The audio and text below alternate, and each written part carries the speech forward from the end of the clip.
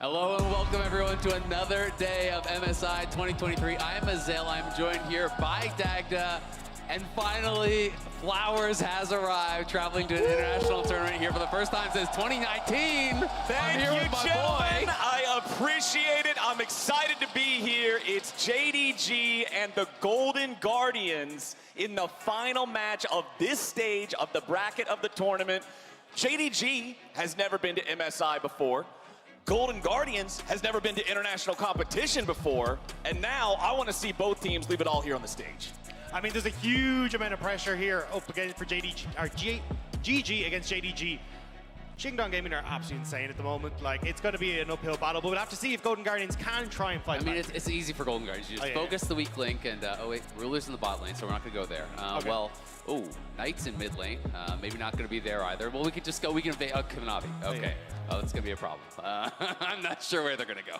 Yeah, there might be some issues in trying to find a weak link on a super team like JDG, but it all has to start here in the draft. Let's take a look at how it goes down. K'Sante, Kennen, and Ahri banned out by JDG. Golden Guardians getting rid of the Nidalee, the Annie, and the Vi. Maokai, the first pick here for JDG. I mean, what I'm looking for from Golden Guardians is to just play with confidence. You cannot go into a matchup like this afraid. Of course, JDG are monstrous favorites. Everyone knows that. You know, it's really them alongside the LCK teams, I think, are people looking at potential as MSI champions. This is a super team to end all super teams. They're ridiculously stacked across the board.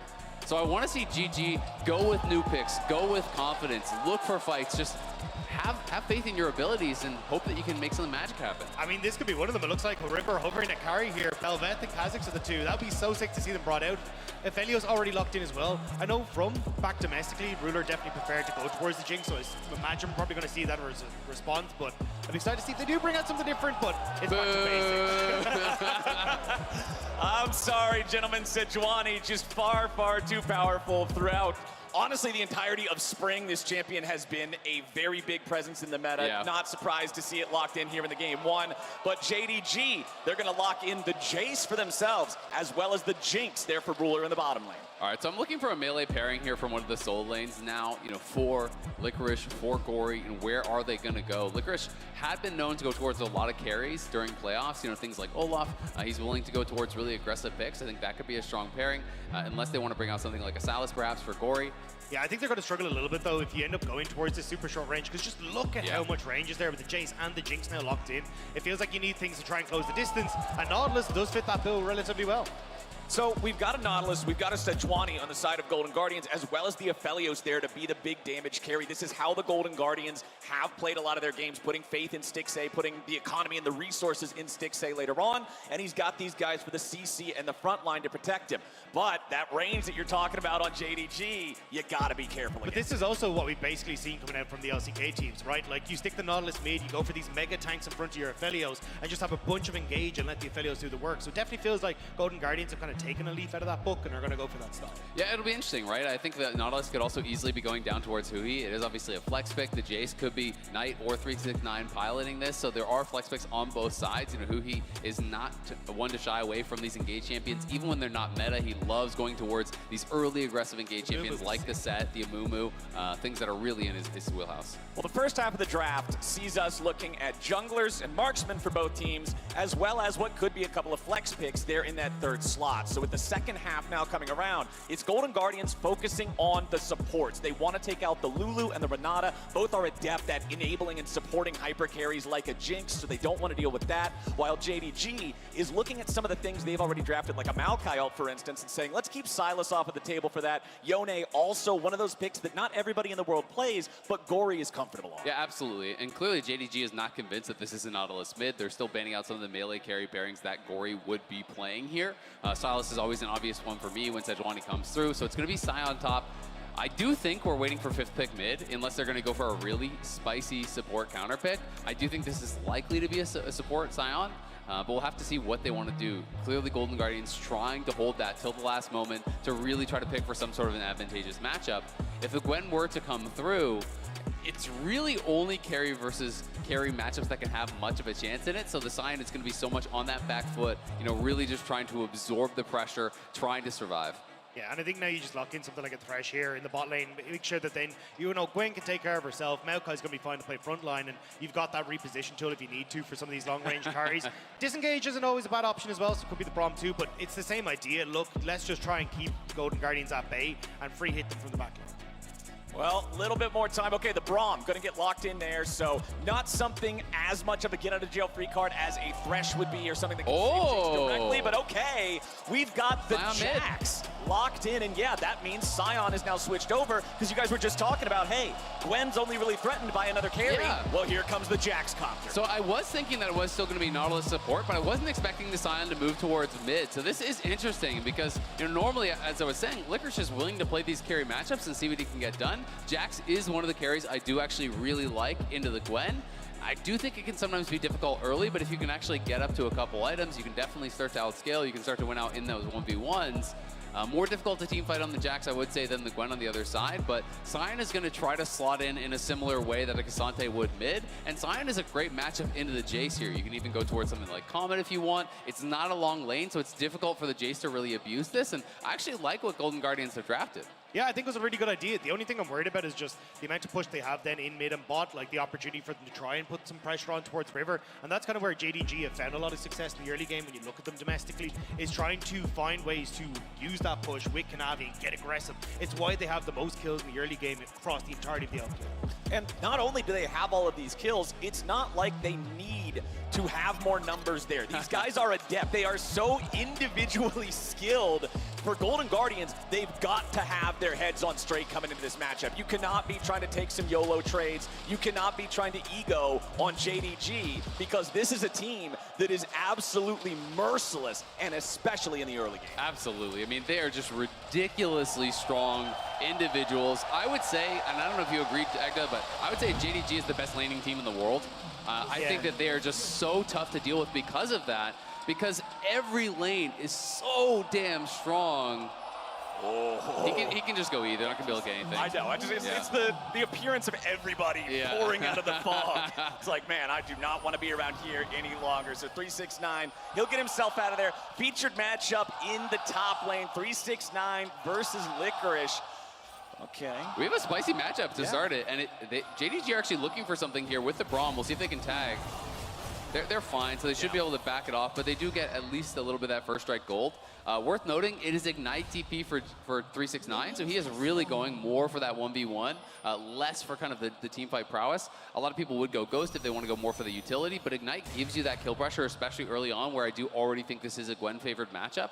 So it's going to be difficult for Licorice. He's going to have to play it really carefully. And I think if you are a player who has that level of confidence, if you are a guy who has that level of skill, then investing in your own ability to just take those trades, find those solo kills, and snowball this game to the point of no return very early on, very viable. Yeah, and I think that's exactly where you're going to end up struggling a little bit here as Golden Guardians, especially if you can get Kanavi up towards that top side and try to look for that kill pressure. You even, as we said, like Knight, and a couple of waves should have push pressure here, and that's going to make it incredibly hard then for Golden Guardians to try and play around this top side. And yes, you've got that, double melee where you can try and play along the Sejuani, but there's just so little damage on this top side in the early stages, it feels a little bit mitigated. Yeah, it is going to be difficult for sure, but there's no easy answers when you're going up a team as stacked as JDG, right? At the end of the day, you're going to have to draft for comfort, and you're going to have to play the best of your ability, really hit that 100% mark to have a chance. And the only person who really has that experience against like JDG or even Knight is Gori, right? Had that one split in the LPL, but wasn't able to find success against Knight or against JDG either. So I think he's definitely going to be giving his team a little bit of a heads up on what they might be in stock for. And as we're waiting to get into like the first big play attempts being made really anywhere across the map, it's important to note that both of these teams are the fastest in their regions. Golden Guardian has the fastest average win time. JDG just has the fastest games. And so it's really important for Golden Guardians to make sure that they're not just playing afraid as well. Yeah. Yes, you have to be respectful, but they still need to be making attempts. This is a team that is not afraid to leave their lanes, try to roam around and force things to happen, and I think that's kind of what they would have to go with to try to catch JDG off guard. Yeah, the hardest part of JDG is that, as Azael was kind of mentioned earlier, they're so strong in lanes. Like, they love playing around 369 at night, around that top side with Kanavi, but they just end up leaving Ruler and missing on this bot lane, and they've been incredible at just orchestrating their own leads. Like, when you look at it, 15 CSD on average at the 15-minute mark for Ruler in that bot side. It's been insane to see how those individual lanes have stepped up for JDG. Yeah, River's up to the top side, but you got to be careful when you're low HP against an Ignite Gwen like this. Oh, this plant didn't actually spot him. He must be in the very corner of that brush. So this could actually bait 369 into going aggressive here. It doesn't look like it. It looks like Licorice is just going to take the reset. So he does get the push. They cover for the reset. And now River has been spotted. But it would be first move here from Knight. So he does have to be somewhat respectful. Back through in mid lane, Kanavi's just going to force Gori back here a little bit as that topside Scuttle Crab goes over to the Golden Guardians. You can see the TP being used from 369 just to get himself back to lane. Licorice doing the same thing, so both of our top laners going to go ahead for that first back here already. Neither one of the mid laners has done so yet, but with both currently channeling their recalls, all 4 of those solo lane teleports are going to be pretty synced up. Very important for here 5 or 6 minutes from now to see when those are going to get involved again. I like what Kanavi's doing at the moment, though. So obviously they trade Scuttle Crabs to the map, but he's getting deep vision now onto the Sejuani camps respawn on the bottom side. And a huge amount of this is kind of leaning into what we're talking about, is trying to use the push that Ruler and Knight will have to move into that and see if they can take over the map. Yes, the wave is pushing away from them now, but Ruler should be okay. Oh, nice engage there from Huhi. Missing, going to get caught by the hook, but that means they can't really do a whole lot more. It is Braum, pretty easy to disengage from that one. Yeah, and I think this is more of just a coverage play here. Stixxay is actually pretty low on health and doesn't have a potion remaining, so I was thinking he was just going to try to help them push it out. Does at least get that ward in Tri-Brush, so Kanavi will be spotted, but now they're in this awkward position where they are going to have to back it up, knowing that the jungler is in the area, but the wave is not in a great spot here, and it's not a cannon wave, so if you base now, they could just hard shove this, and you are going to miss quite a bit. And it looks like, unfortunately, that's kind of where they're at. You can see Stixxay channeling the recall now. Huhi's just going to occupy as much time as he can from JDG, who will get this shoved in. Jinx rockets make it pretty easy to blast down that back line. Yeah. And with this about to collide into the turret, it's exactly what you're saying, man. They force Golden Guardians back. They make Stixxay lose some of those resources. Yeah, he's going to lose at least a full wave, if not more. You know, that's about 2 waves worth that are actually crashing right there. And you can see just the CS difference is already 20 off of that. You know, it was a lot closer earlier on, but a good little bit of pressure. The recall not able to be stopped here, and we'll see if Stixxay can get any of this. Yeah, you can see who he was trying to wait for when one player had already recalled, hit that magic sweet spot of just a fraction of a second to stop the other recall. Unfortunately, the timing not there means that nothing good comes of it. Golden Guardians behind a couple hundred gold here, but not a whole lot, as we're still 0 kills in 6 minutes into the game. Nobody's really been able to find a whole lot just yet. First Drake is the Hex Drake down there in the bottom side. We'll see if anybody pays attention to it. Golden Guardians in particular, not a really Drake-focused team. You can see Kanavi keeps thinking about going for these plays on the top side, but it's just not quite working out. Trying to see if he can cover for River's plays potentially here, but we'll spot out Licorice now as he starts to make his way in, but should be totally fine. At least you don't get the ward down to spot out exactly where Kanavi is. It is also interesting that Kanavi's actually playing First Strike, so he probably is going more of that AP style build, even though they do have the Gwen. So it is going to be much more about that poke, you know, between the poke from the saplings, the poke from the Jayce, the long range from this. Oh god, Stixxay is very likely dead. Flashed away, but it's not enough. The choppers are behind him, and Jinx is in front. It's first blood over to Ruler. Ruler just about able to get forward to get the chompers down to make that awkward, but Stixxay just barely clipped by missing, and it sets up beautifully for the first blood. Yeah, I'm not even sure how that initial play began, because Huhi wasn't there with him, so Stixxay pretty far up in lane. It does cost all 4 summoners from JDG, but they get the first blood, and they get it on Ruler, and Stixxay is now completely out of this lane. This lane is beyond over. You're down about 30 CS, plus your opponent has first blood. It's not going to be something that you're really going to be able to come back from in that 2v2. So Stixxay is just going to be relegated to just trying to accept whatever waves are pushed into him and really going to be on that back foot. And that's rough in any game, but especially when you look at the composition Golden Guardians are playing in this game. 3 meatballs meant to protect an Aphelios, and if Aphelios isn't relevant, all of a sudden, what's the rest of the comp even going to do? Yeah, what are you protecting? Yeah, and I mean, it's only going to get worse from here, especially as you can look towards Kanavi starting to move down, looking for dragons at level 6, but you're just going to get the replay here, so just hops forward to a minion. Stixxay way too far pushed up in this one. Yeah, Stixxay saw him. You know, it was. I thought it was going to be something like where Stixxay can step forward to actually hit the minion, and then he jumps over the wall and actually gets him. But you know, in this case, he had vision of him, so just not respectful stuff. And you can kind of see a little bit of a smirk there. It looks like on Ruler's face, and Stixxay knows he definitely messed that one up. But Golden Guardians will be able to secure the dragon, so nicely done from them on that bottom side. But it's already a 1.4K gold lead, and we're only 8 minutes in here. It's going to be a problem for Golden Guardians.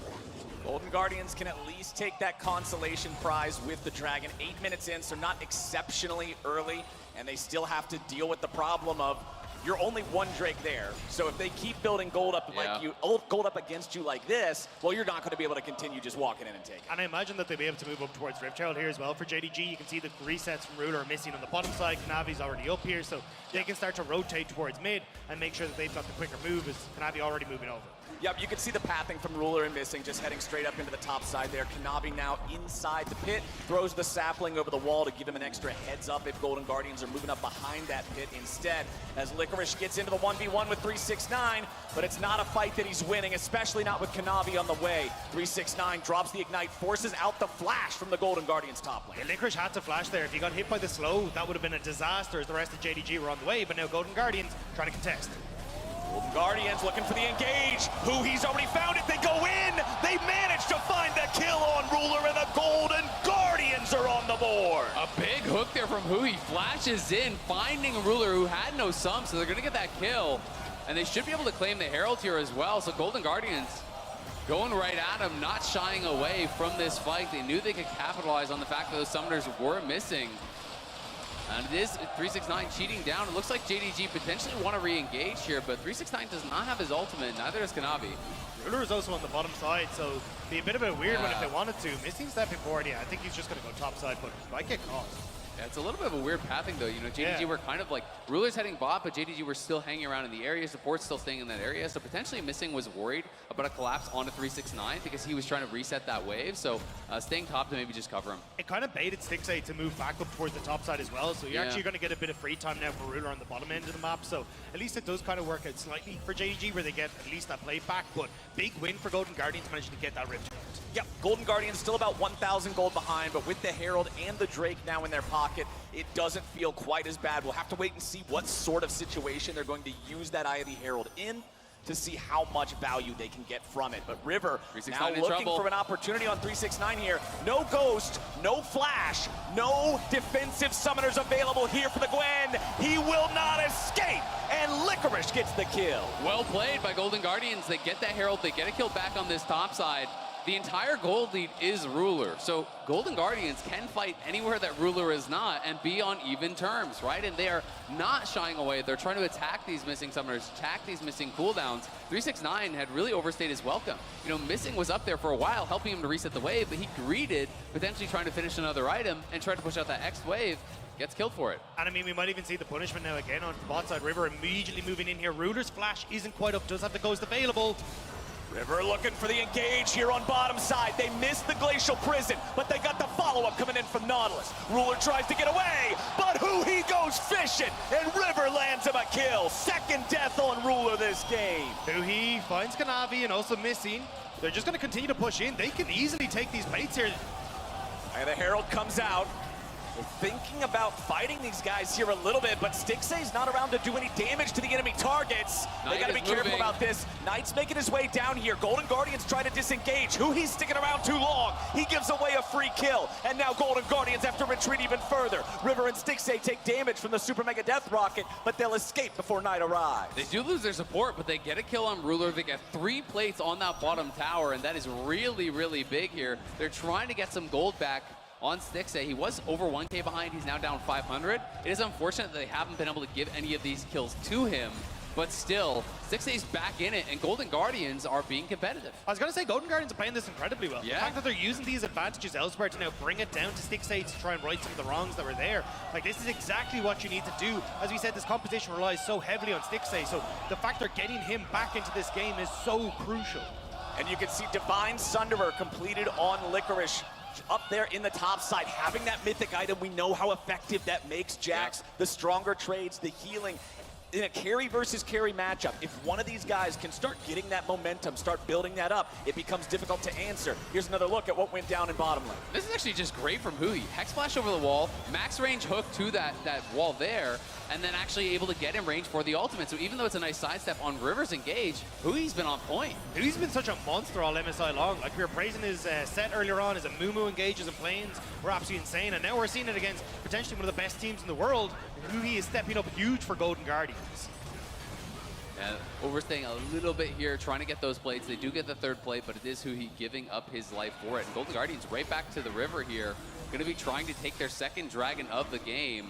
They don't have push in mid though, so Knight is moving down. They do have push through bot. Ruler is coming out now. We'll see if they want to get this fight, because there could be an engage angle for Gori. Here he comes! Golden Guardians are ready to go in. They try to engage on the enemy jungler, but they aren't able to find the damage in time. JDG can disengage it thanks to Kanavi's flash, and now they're ready for the counterattack. River's already dead, and Ruler got the money. They throw down the choppers, and they beat down the Guardians. Knight gets away back into the safety of the pit as Kanavi tries to buy a little more time. A shot from downtown from Knight, and Gori's running for the hills. Ruler finds another one, and JDG tear him in half. They shut the door on Golden Guardians. A fantastic fight from JDG, managing to just find those kills. Ruler with the Super Mega Death Rocket, and then just free firing towards the end of that fight to finish off the team. Yeah, he comes in, he gets that first reset with his ultimate from long range. That gives him the move speed to get quickly into that fight and really take over. We have to give so much credit to Missing on these plays. He's been really on point, blocks the engage here from Gori with the E, taking no damage from that, and then he finds his opportunity here as Knight has chipped them down a little bit. Missing flashes in Q, then the knockup comes through. Here's the ulti for the reset. That gets Ruler into the bottom of the fight from the bottom there, gets that second kill. There's no way out for Gori and Stixxay, so all they can do is fight forward here, try to get one back. It is a double kill for Stixxay, but really well played for Missing. He was the X factor in that fight. Brilliant stuff there. You can see Golden Guardians trying to look in the back lines. Not going so hot for them. But again, I think this is where at least a good start for them. It's just unfortunate now you got 4 kills onto the Jinx. A co-completed as well, Kraken Slayer with the Zeal. She is huge, and we're back towards the Dragon with Golden Guardians somewhere in the vicinity. I mean, this is what I was talking about earlier, right? Yeah. It's if you continue to fall behind, if the gold keeps going the other way, trying to take more of those Drakes could result in some big problems. Golden Guardians stepping up into the enemy jungle, recognizing that their opponents were down in the Drake. It means they can have man advantage on the other side of the map. Yes, it's not as good of an objective to take as a Drake, but at least you get the blue. Well, the funny thing is, the gold leads that they're showing there look massive, but that's about their average in the LPL. They're nearly 2,000 gold ahead at 15 on average in their games. So, they are very difficult to deal with, but that is a tower taken on that top side by Licorice, who is really strong. He's going to be a big source of power here for the Golden Guardians. He is actually significantly ahead of 369 now with the tower going down. It's an 800 gold advantage there for Licorice, so we'll have to see what can he get done in the side lanes, and if he's going to join these fights, can he make some magic happen? It's a bit tough for him at the moment, though. As you can see, JDG shoving made immediately move across into Rift Herald, so not quite able to use the vision that they had established in that top side as part of the cross map. And now JDG probably going to just try and plonk this in the mid lane. They should be able to push Stixxay back here. Yeah, and I always find it's very difficult for Jackson team fight against champions like the Braum, like the Maokai. It's so much feeling. If you jump in, you're going to get locked down, and there's more than enough damage on the other side to burst you out. So this tower likely to fall here for Golden Guardians. Yeah, JDG is so good at ballooning those early leads into huge mid-game leads. River's coming in to try to at least stop him, make something happen here. Missing with an easy dash, getting himself away from the follow-up of the Guardians, and JDG just casually brushes it off. It was a nice attempt from Golden Guardians. You can see the idea. You know that the Rift Herald is going to be coming down mid. We have pushed in side lane, see if we can collapse quickly onto the mid lane, but just not quite able to get into position in time to do so. But I like the idea, and Golden Guardians aren't shying away from fighting JDG whenever they can. Yeah, not at all, and you can't be afraid of this team, because if you back off against JDG, if you seed every time they push forward and look for an objective, they're going to take the whole map. This is a team that snowballs games incredibly effectively. Yeah. You have to be willing to kind of make that mark in the sand where you're going to look for these fights, and we see Huhi up on this top side. Are they going to look for some sort of a sneaky play? Have someone TP in on that ward, potentially look for a wraparound? We can see multiple members from Golden Guardians are wrapping up here, and they're not going to expect Huhi, who is behind Knight, so I think they are going to look for this. All right, can Knight get away from it? Huhi goes in, drops the depth charge. Now can they get Double the follow-up? TP, Missing is already there. Licorice coming around, trying to see if there's an angle, but it ain't gonna happen. 369 has cut off the escape. He's buying a little bit more time as the damage continues pouring in, and JDG grabbed the first kill. It'll be traded back 1-for-1 with both top laners dropping as Huhi's barely hanging on to life. The turret goes down even because Ruler's back in the mid lane. It's an even fight in a 4v5, and JDG are the ones still pushing forward. And JDG don't look like they're done. The knock-up from Gori. Kanavi getting caught here a little bit. Gotta be careful about it, but Stixxay's already down instead. Kanavi gets away, and Knight is showing the Golden Guardians how the LPL gets it done. Knight is just going crazy there. Yes, JDG are down members, but it's only Stixxay who can do deal damage. So as soon as Knight gets in and actually takes him out, the rest of the members have nothing left in the tank. Licorice went down early, and then it's really only Stixxay who can threaten. So JDG now out of almost nowhere, open up a 5K gold lead as Ruler knocked down multiple turrets in mid lane. They win the fight on the top side. It's a valiant effort here from Golden Guardians, but the damage dealers were just not really in position. You look at the map, look how far away Stixxay is. He's over here. The TP is just now coming in from Licorice on that top side. Everyone's actually going to come back and try to really collapse onto 369. But utilizing that Shroud, you can look at Licorice, he's pretty much already out of the fight immediately. Yeah, I mean, they do such a good job of spreading out the fight here for 369. And as well, the fact you got Kanavi missing. Look, constantly positioned in front of Knight. They're never letting Golden Guardians. And even if we start to move forward here as well, keep your eyes on missing. As JDG start to go low here, with Gori getting a really smart knock-up here, missing again, hopping in front of Kanavi to make sure that he was able, or sorry, in front of Knight to tank the hook there, to make sure that Knight was able to escape and keep that damage hook. Yeah, I mean, Knight was just never really threatened. You know, he's on that left side, he flashes in after that, you know, was missing in Kanavi in that brush, and Knight, he is the one that you have to deal with. And you can look at the damage tell, 4,300. Knight did about as much as the entire Golden Guardians, it feels like, on that team. And the important thing here is Ruler's at 0 because he wasn't even there. That entire sequence was JDG making a 4v5 play overall while Ruler was collecting money back in the mid lane. Nearly a 6,000 gold lead now. Baron's going to spawn in 10 seconds. Next, Drake is spawning in 15. And the Golden Guardians are unfortunately at the point of the game where contesting anything in neutral territory is just a steep cliff. Yeah, I mean, after the play goes bad on top side, now Licorice likely to die here on the bot side. I don't think there's any way he goes home, man. Knight is just there and ready to pick up another kill. You know, Golden Guardians were keeping it competitive, but after that failed play on the top side, that was really them kind of betting the game, it feels like, on that. They had to make that play work. If you're not going to respond to mid lane, you give up multiple towers there, you lose on the top side as well, you lose the tier 1 top, also to Knight, who stayed around after that. Now you lose the Dragon. It's like a 2,500 gold lead just between the ADs at this point. Monumental gold lead in the mid lane as well, and your top lane advantage is gone. So Golden Guardians have lost all edges in this game. And it's only going to balloon further. Once you've lost 2 towers in the mid lane, it's so difficult to hold on to these tier 2s as well, because JDG can just take the quick route across these towers after they push in the mid waves. And we already talked about the range on them. The siege potential on JDG with the composition they have is so disgusting, let alone 369 having pressure on the side. And it feels like at this stage, Golden Guardians, as you say, they kind of risked it all, but it just didn't come up for them.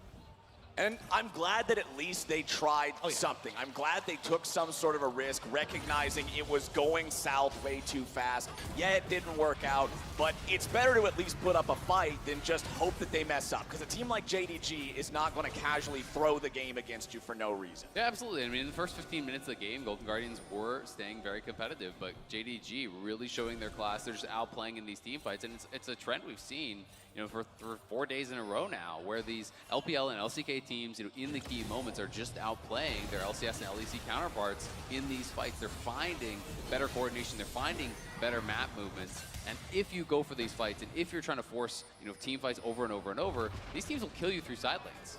And I think, Kanavi actually gonna go?